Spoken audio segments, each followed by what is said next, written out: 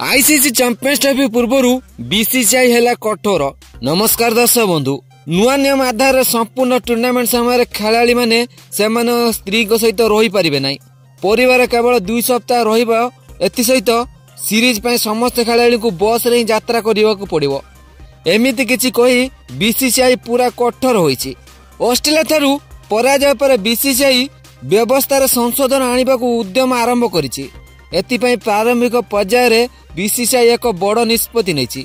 एही निष्पत्ति अनुसायी एणिकी कौनसी श्रृंखला 45 दिन किंबा ताठारु अधिक हुए तेबे खेलाड़ी को सेमानक परिवार सहित 14 दिन रहिबार सुजोग मिलिबो।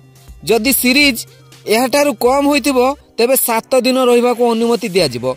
नुआ नियम आधार रे संपूर्ण टूर्नामेंट समय खेलाड़ी माने सेमानक स्त्री सहित रही पारिबे नाही। परिवार केवल 2 सप्ताह रहिबो। एसत सीरीज पई समस्त खेलाड़ी को बस रे यात्रा करने को पड़ो। एमिति कि गौतम गंभीर निजस्व मैनेजर को भी वीआईपी बॉक्स किबा टीम बस रे बसिबार अनुमति मिलिबो नाही।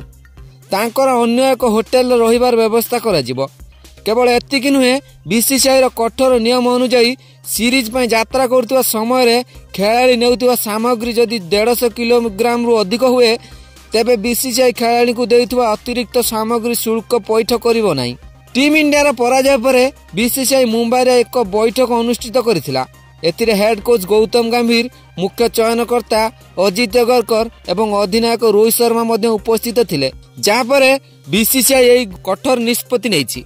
तेबे दर्शक बंधु, बीसीसीआई रे एभली निष्पत्ति रे आपण मानक मतामत दया करी कमेंट करी जणातु।